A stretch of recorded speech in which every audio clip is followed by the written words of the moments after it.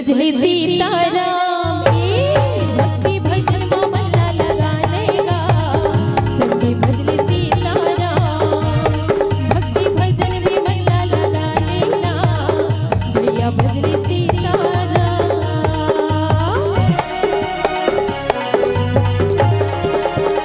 जय हो।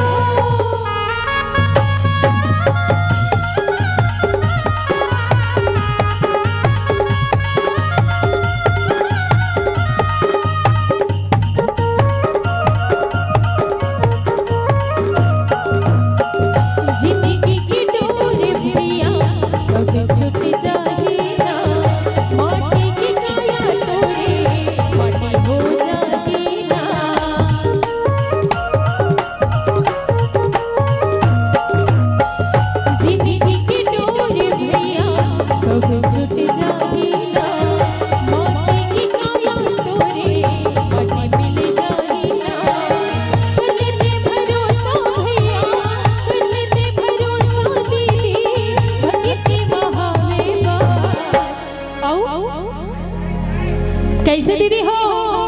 जय जय श्री राम।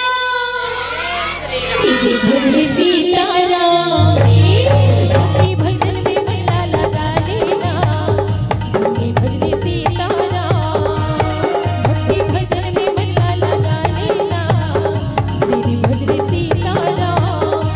आते हैं सुमिरन कर ले आते हैं सुमिरन कर ले हो जाए बेड़ा भैया ते हैं सीताराम।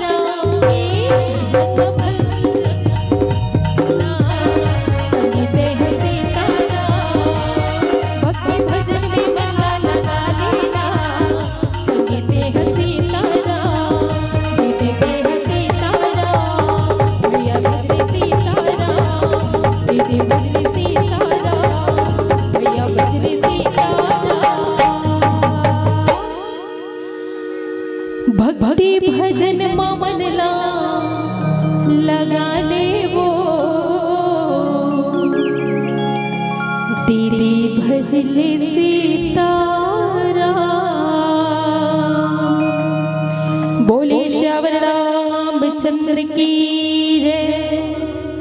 मानस प्रेमी सज्जनों, आज देखो महतारी हो, देखा भाई जल्दी जल्दी मत पियो, फिर भीड़ भाड़ है ना। आराम से दाई, लेकिन ये दिल घलो देखो कथम वो